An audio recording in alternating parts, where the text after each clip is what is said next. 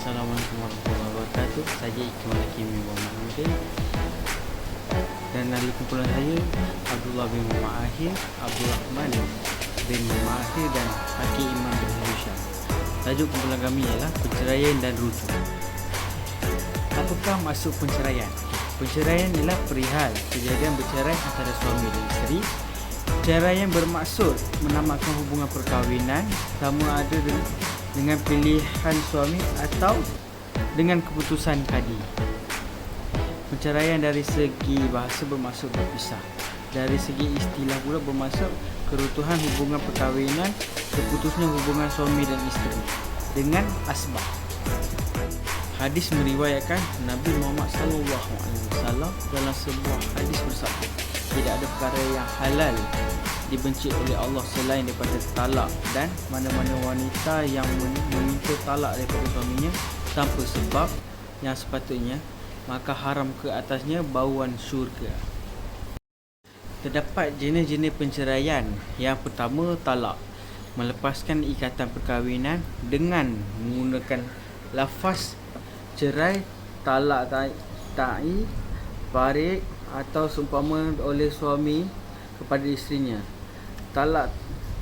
Taklik talak ialah lafaz perjanjian yang dibuat oleh suami selepas akad nikah dan sebarang pelanggaran syarat-syarat perjanjian oleh suami memberikan hak kepada isteri untuk membuat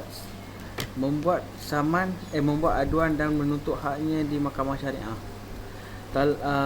Penceraian huluk, cerai yang dilafazkan oleh suami atas permohonan isteri dengan mendapatkan bayaran tertentu yang diberikan oleh isteri kepada suami dengan persetujuan bersama. Yang ketiga, fasakh, pembubaran perkahwinan oleh mahkamah syariah disebabkan oleh suatu keadaan diharuskan oleh hukum syarak. Contohnya, suami atau isteri menghilangkan diri selama tempoh lebih daripada 1 tahun. Suami tidak memberi nafkah dalam tempoh 3 bulan berturut-turut. Suami atau isteri menganiayai pasangannya dengan lain-lain lagi. Yang keempat, lian, pertuduhan zina oleh suaminya terhadap isterinya. Assalamualaikum warahmatullahi wabarakatuh. Nama saya Hakim Imam bin Hisham.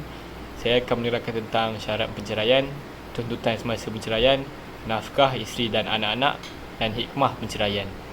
Jadi saya akan mulakan dengan syarat penceraian. Jadi antara syarat yang diperlukan bagi penceraian ialah perkahwinan itu didaftarkan di Malaysia mengikut enactment Undang-Undang Keluarga Islam. Selain itu, pernikahan itu hendaklah memenuhi hukum syarak. Dan seterusnya, permohonan penceraian mesti difailkan di mana tempat suami dan isteri bermaftautin. Seterusnya, saya akan pergi kepada tuntutan semasa perceraian. Jadi, bagi tuntutan semasa perceraian, isteri boleh menuntut hak-hak mereka semasa perceraian. 3 tuntutan utama yang perlu dituntut semasa perceraian adalah nafkah isteri dan anak-anak, hadanah dan hak penjagaan anak, dan harta perceraian dan tempat tinggal. Jadi saya akan meneruskan dengan nafkah isteri dan anak-anak. Seterusnya ialah nafkah isteri dan anak-anak. Nafkah yang berhak dituntut isteri semasa proses perceraian adalah seperti nafkah iddah. Nafkah iddah ialah pembiayaan belanja yang diberikan oleh seorang suami kepada isteri sepanjang isteri berada dalam tempoh iddah. Yang kedua ialah nafkah tertunggak isteri. Nafkah yang tertunggak isteri ialah jika sepanjang tempoh perkahwinan suami gagal memberi nafkah, jadinya isteri boleh menuntut hak itu. Yang ketiga pula ialah nafkah anak dan nafkah tertunggak anak. Seperti biasa, kalau suami gagal memberi nafkah kepada anak sepanjang tempoh perkahwinan, isteri juga boleh memohon mut'ah, iaitu sagu hati. Seterusnya ialah hikmah penceraian. Islam membenarkan penceraian atau pembubaran perkahwinan. Namun, penceraian merupakan perkara halal yang dibenci oleh Allah Subhanahu Wa Taala. Allah Subhanahu Wa Taala menghalalkan penceraian kerana terdapat hikmah bagi memelihara manusia daripada dizalimi dan sebagai penyelesaian kepada konflik rumah tangga. Jadi, itu sahaja penerangan saya bagi tajuk-tajuk berikut. Sekian, terima kasih. Rujuk Rujuk boleh didefinisikan sebagai kembali, manakala menurut syarak ia membawa maksud suami kembali semula kepada isterinya yang diceraikan dengan ikatan pernikahan asal dalam masa iddah dengan lafaz rujuk. Hadis yang berkaitan dengan rujuk iaitu A'udzubillahi minasyaitonirrajim. At-talaqu marratan fa imsakum bil ma'rufi aw tasrihum bil ihsan. Maksudnya iaitu talak yang dapat dirujuk 2 kali. Setelah itu boleh rujuk lagi dengan cara yang ma'ruf atau menceraikan dengan cara yang baik. Surah Al-Baqarah.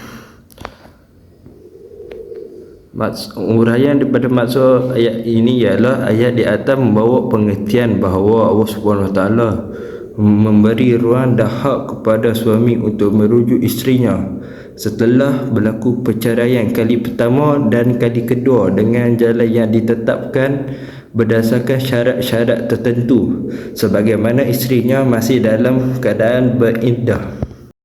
Rukun rujuk. Yang pertama iaitu suami yang merujuk secara sukarela. Yang kedua iaitu isteri yang dirujuk telah disetubuhi oleh suaminya bukan talak bain dan masih dalam iddah. Yang ketiga iaitu lafaz atau perkataan rujuk. Yang keempat iaitu saksi. Uraiannya iaitu terdapat khilaf utama. Ada yang mengatakan wajib mempunyai saksi dan ada yang mengatakan sunat sahaja.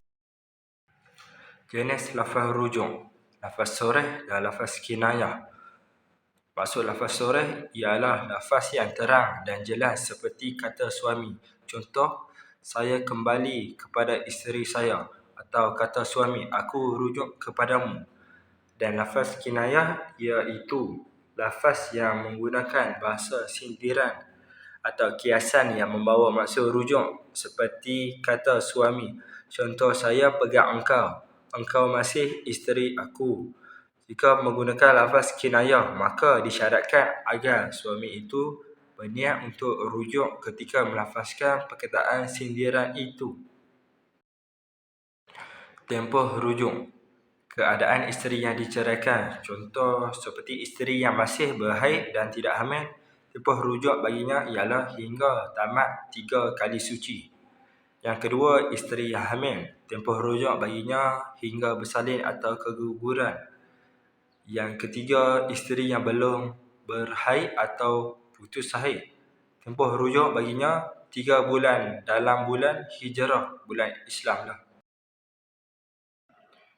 Okey, hikmah rujuk. Suami isteri diberi peluang untuk pulihkan hubungan. Suami isteri berkesempatan untuk perbaiki kelemahan yang lalu, dapat memberi ketenteraman jiwa, dapat menyatukan semua keluarga yang berpecah dan bertepatan dengan fitrah manusia yang ingin kembali ke pangkal jalan apabila melakukan kesilapan. Begitulah jika cerai, mungkin pasangan suami isteri ingin kembali bersama, oleh itu rujuk ialah jalannya. Okey. Sampai sini sajalah presentation kumpulan kami pada hari ini. Maka dengan itu Ustaz bolehlah memberi markah yang seadil-adilnya buat kami, ya. Okey, wabillahi taufiq wal hidayah. Assalamualaikum warahmatullahi wabarakatuh.